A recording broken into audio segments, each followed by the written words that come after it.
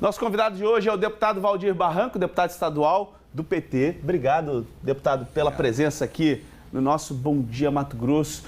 Deputado, o senhor participou ontem, né, da abertura aí da Frente Parlamentar em Defesa da Agricultura Familiar e da Regularização de Terras.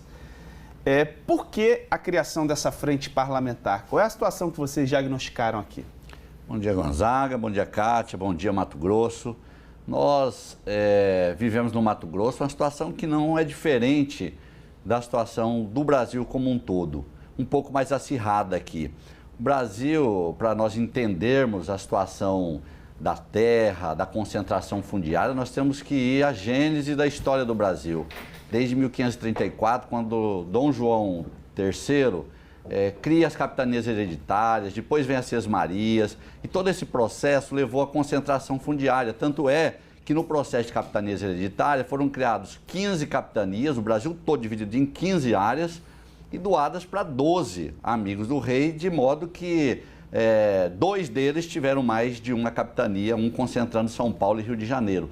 E depois, essas capitanias, em 1822, elas deixam de existir e nós temos um hiato, aí, um espaço entre 1822 e 1850, onde não existia nenhuma legislação no Brasil que regulamentava o uso da terra. Isso levou à ocupação desordenada da terra por aqueles que tinham acesso à informação, e depois, em 1850, com a nova lei da terra, aí o governo passou a comercializar a terra e a poder ter o uso da compra e venda. E quem é que comprava? Quem tinha dinheiro, quem já estava nas terras, e por isso houve essa concentração. No Mato Grosso é pior ainda, porque aqui nós temos 3 milhões de hectares de terra que são públicos da União, sem contar as terras públicas do estado de Mato Grosso. Isso causa um grande número de conflitos e a Frente Parlamentar vem para trabalhar essa questão da terra, da regularização, também da titulação daqueles que já estão em terras públicas, em assentamentos da reforma agrária, que são mais de 600 assentamentos, e também para chamar a atenção do governo para que ele possa investir na agricultura familiar. É inadmissível. Mato Grosso tem 150 mil famílias que vivem da agricultura familiar, 150 mil pequenas propriedades, e não tem uma política. O próprio governador Mauro Mendes, não é só dele, desde governadores anteriores, não tem uma política voltada para a organização dessas famílias, para o investimento nessas famílias, para o fomento da produção. E pior do que isso, além de não ajudar, atrapalha. O ex-governador Pedro Taques, em 2015, editou o decreto 230/2015, que obrigou as propriedades rurais a fazer a tal da APF, Autorização Provisória de Funcionamento da Propriedade. E aí, os agricultores familiares não têm recurso para contratar a empresa para fazer isso. Sem a APF, o Banco do Brasil não libera recursos para a agricultura familiar, para financiamento. Todos os anos, desde 2015, o Banco do Brasil tem devolvido para a União, ao final do exercício financeiro de cada ano, cerca de 300 milhões de reais, que não pode ser liberado, mesmo aprovado o projeto. E isso já contabiliza mais de R$1 bilhão. Mas o que é que precisa ser feito? É preciso que o governo do estado olhe com carinho. É um absurdo, é o único estado do Brasil, o estado de Mato Grosso, que editou esse decreto e que publicou, criando a obrigação de cada agricultor familiar ter que ter uma autorização para que ele comercialize os produtos da sua propriedade. E para isso, o Banco do Brasil existe. Se você não tem a APF, você não pode contrair os financiamentos voltados para o investimento na sua propriedade. Então, é preciso revogar. Nós temos várias tarefas que ontem foram anunciadas. Pois eu ia fazer essa pergunta para o senhor. Quais serão as atividades da Frente Parlamentar? O que na prática vocês vão fazer? Porque é uma frente parlamentar formada por deputados federais, na sua maioria, né? Federais e estaduais de outros estados. O que vocês vão fazer em relação a isso? A Frente Parlamentar, na realidade, é formada por deputados estaduais. Nós somos 6 deputados estaduais, além de mim, o deputado Dilmar, Janaína Riva, o Tiago, o doutor João, o Max e o deputado Eliseu. E ontem nós recebemos o apoio, foi um grande ato com liderança de todo o estado de Mato Grosso, e recebemos o apoio de deputados federais de outros estados que estiveram aqui, coordenados pela deputada Rosa Neide, que é grande parceira nesse projeto, e também dos deputados federais aqui de Mato Grosso e do senador Wellington Fagundes, que esteve lá presente. Nós temos várias tarefas no decorrer desses 3 anos que nós estaremos à frente da frente parlamentar. Uma delas é fazer com que o governo compreenda a importância de acabar com a PF.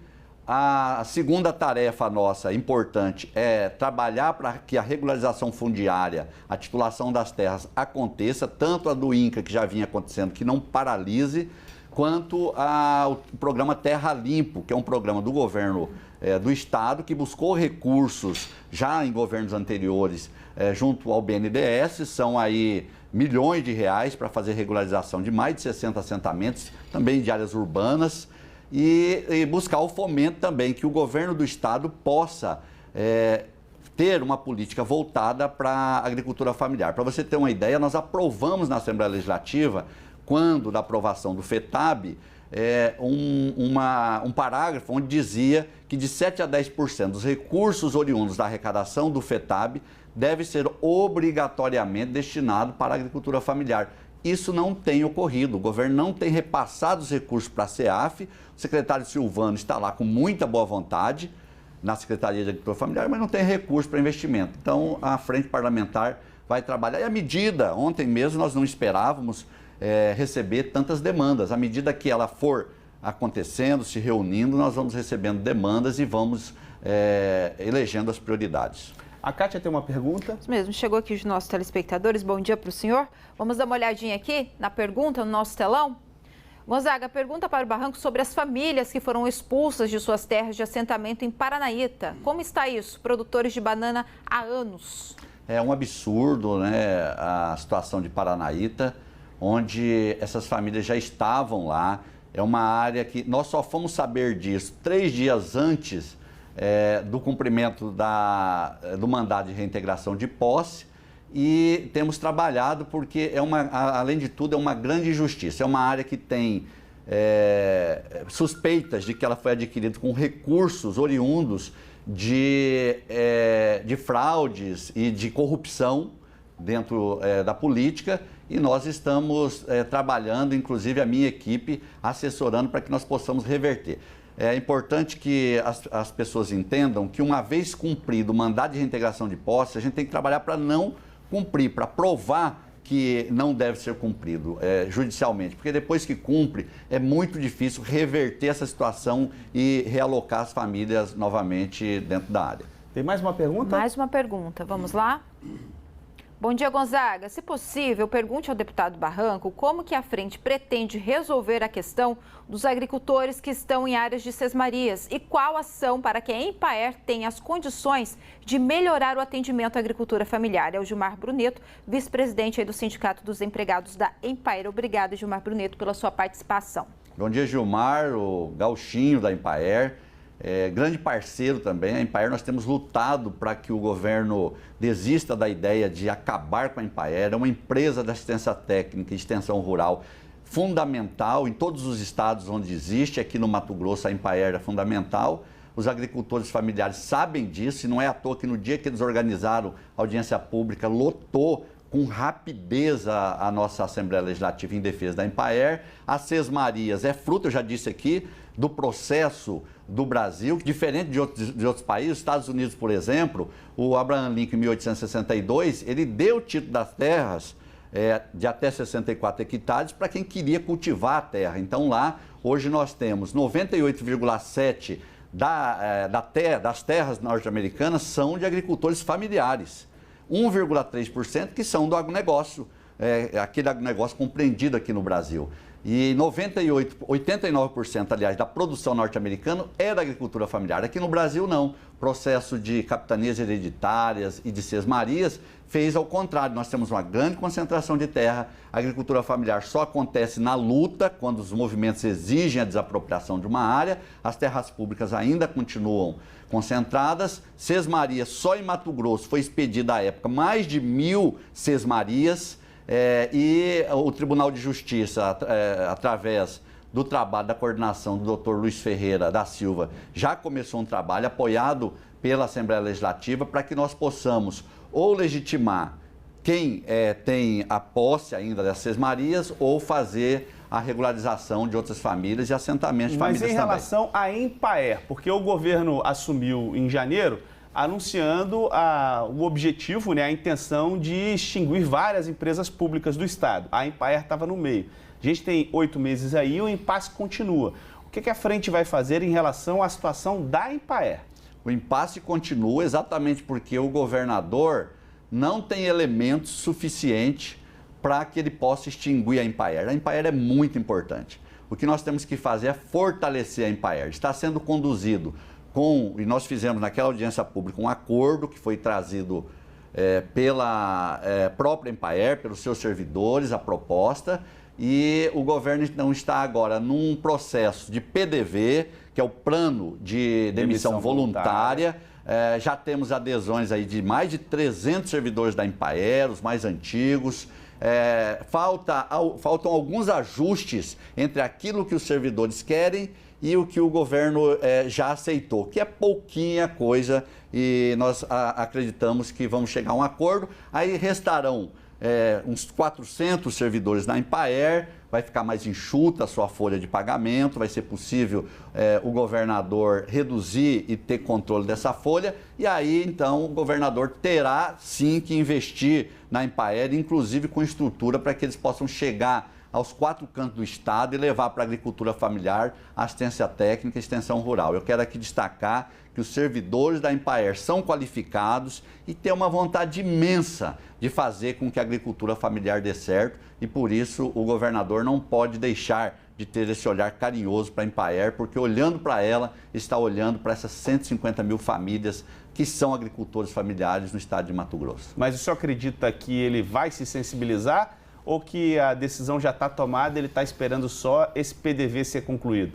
Não, eu acredito que a decisão está tomada com relação ao PDV, que abre caminhos para a manutenção da Empaer com uma folha de pagamento mais enxuta e com a condição do governador fazer com que a Empaer se fortaleça. Não vai, na minha opinião, o governador não vai ser insensível a esse ponto. Até hoje, ontem nós questionamos isso do secretário Silvano. Ele ainda não falou sobre acabar, pelo contrário, ele está tentando viabilizar a Empaer, e nós lutaremos. Todos os deputados, todos, querem a continuidade da Empaer. Deputado, o senhor também faz parte da Comissão de Educação da Assembleia, vice-presidente da Comissão de Educação da Assembleia. E a gente teve essa paralisação aí de 76 dias, essa greve, né, da categoria. A queda de braço, ela não chegou ao fim entre a categoria e o governo do estado. Como é que está sendo esse debate na Assembleia? Porque o governo diz que não tem dinheiro. Agora faz uma proposta para, quando regularizar a situação fiscal do estado, fazer o pagamento da lei, da dobra do poder de compra em 10 anos e também do RGA. Como é que está essa negociação lá na Assembleia e como é que foram esses 76 dias de greve? Foram difíceis, principalmente para os trabalhadores que pela primeira vez na história tiveram seu ponto cortado. Isso é um grande absurdo.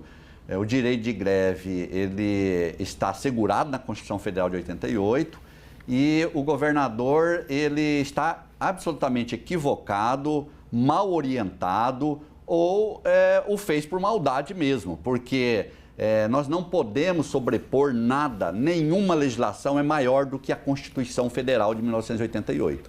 E o artigo 212 da Constituição Federal de 88 estabelece os critérios e as fontes de financiamento para a educação.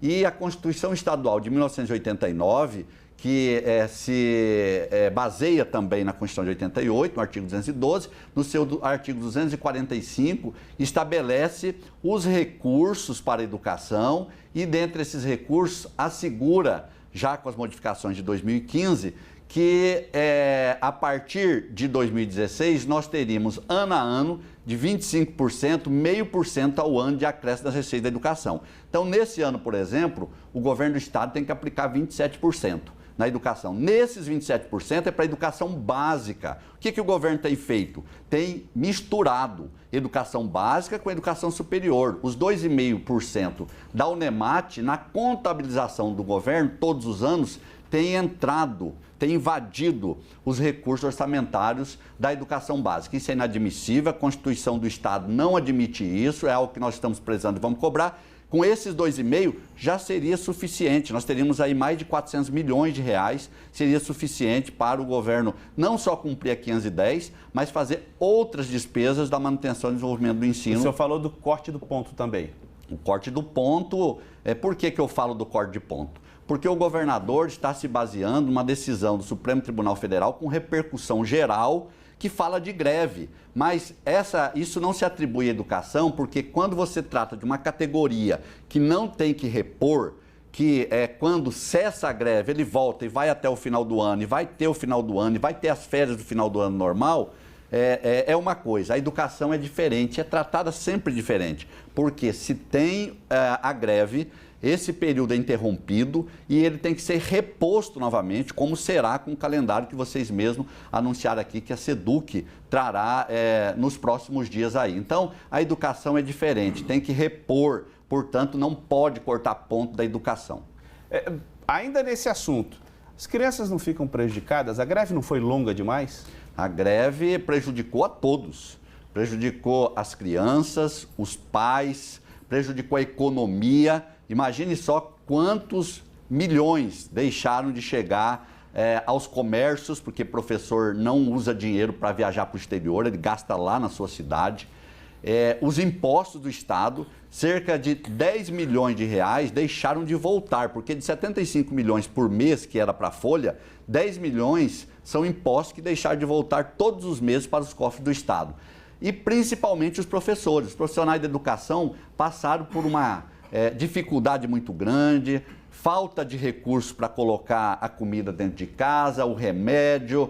É muito difícil, eu imagino as mães, principalmente as mães, a maioria dos professores são mulheres, que tiveram que negar tantas coisas no dia a dia para os seus filhos. Mas eu digo as crianças em si, as crianças, principalmente aquelas que vão prestar Enem, aquelas que querem entrar no Instituto Federal. A greve não foi longa demais? A greve foi longa e as crianças estão prejudicadas, falo isso como pai, como professor que sou também, pela incapacidade do governador de conduzir essa greve. Vejam bem que o governador Mauro Mendes trouxe para ele a responsabilidade desde o primeiro dia. Nunca a secretária negociou essa greve. E quando trouxe para ele, chegou a um teto. Ele não tinha mais o que fazer. Deu a palavra no primeiro dia e não quis voltar atrás, embora ele soubesse que era possível resolver. Então, a conta desses 76 dias é do governador Mauro Mendes, é do governo do Estado. Por quê? Porque está bem claro que a greve inicia e é responsável por ela quem deu causa a ela. Quem é que deu causa à greve? O governo do Estado, que tinha desde janeiro que pagar a lei de dobra do poder de compra, 510 de 2013, que era de 7,69, e não pagou. Os trabalhadores aguardaram até o dia 1º, que é a data base, 1º de maio, não pagou. Aguardaram até o dia 27 de maio, não pagou. Dia 27 deflagraram a greve, o governador poderia ter resolvido, se negou ao diálogo e isso fez com que nós tivéssemos uma greve que se arrastou e que não acabou. É importante dizer que a categoria, ao finalizar, deixou bem claro em documentos que estarão em estado de greve, ou seja, as negociações continuarão, o governo não pode negar o artigo 212 da Constituição, nem o 245 e nem o 246. Sabe do que trata o 246? Diz o seguinte, que as renúncias fiscais, que são de 3 bilhões e meio, os 25% da educação, no caso aqui 27% esse ano, não se contabiliza, ou seja, esses 27% dos 3 bilhões e meio tem que somar como receitas para a educação. Então, só aí já são mais milhões de reais que deixaram de entrar nos cofres da educação. Então, a pauta continuará, nós lutaremos para que não seja necessária uma nova greve, mas é importante que a sociedade compreenda que a greve é o último instrumento que os trabalhadores utilizam. Quando não tem mais outro jeito, acaba deflagrando a greve, que também trouxe outras pautas. A reforma de mais de 400 escolas que estão precarizadas, a convocação dos servidores que passaram no último concurso e que estão aguardando, que finda o prazo no final do ano. O governador apontou no início aí que convocaria. Estou temendo que agora, com o fim da greve, ele recue e não convoque os profissionais. Agora, deputado, a gente teve a sessão na Assembleia, votação da renúncia fiscal, das novas regras da questão tributária do Estado, né? A votação da PL 53. Só que o senhor estava em viagem e a bancada, principalmente a bancada que o senhor faz parte, esperava o seu voto e com isso, com a sua ausência, uma emenda do deputado Lúdio Cabral acabou não sendo aprovada, né? Que taxava os agrotóxicos. Por que o senhor não compareceu, marcou a viagem para essa sessão? É importante essa sua pergunta, porque a gente tem a oportunidade de esclarecer. Eu tenho feito um tratamento de saúde desde o final do ano passado.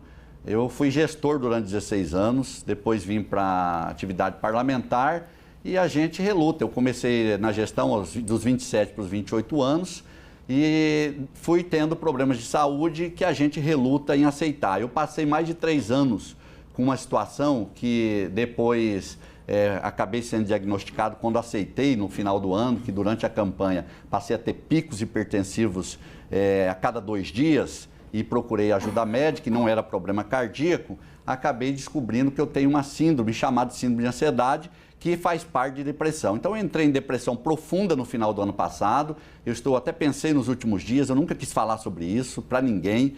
A gente tem esse complexo de machista no Brasil, de não querer aceitar, mas a partir do quadro trazido pelo Dr. Drauzio Varela, eu tenho já falado sobre isso, porque no Fantástico, já em 2 quadros, porque a gente não pode se negar a falar sobre isso para ajudar as outras pessoas a entender. 300 milhões de pessoas, a partir do ano que vem, estarão em quadro de depressão. Então foi por motivo de doença. Fiquei numa dificuldade muito grande no final do ano, comecei um tratamento que me tirou do fundo do poço, nunca deixei de trabalhar, eu estou sempre presente nas sessões, mas eu, em maio, marquei a minha consulta e o meu tratamento, que é fora do estado, e marquei por quê? Porque lá no regimento interno, no artigo 1º, estabelece quando é que começa o nosso período de recesso, que é no dia 18 do mês de julho e vai até o dia 31 do mês de agosto. Com base nisso, eu escolhi essa primeira semana, no dia 23 exatamente, que começava na terça-feira, que começava o meu tratamento,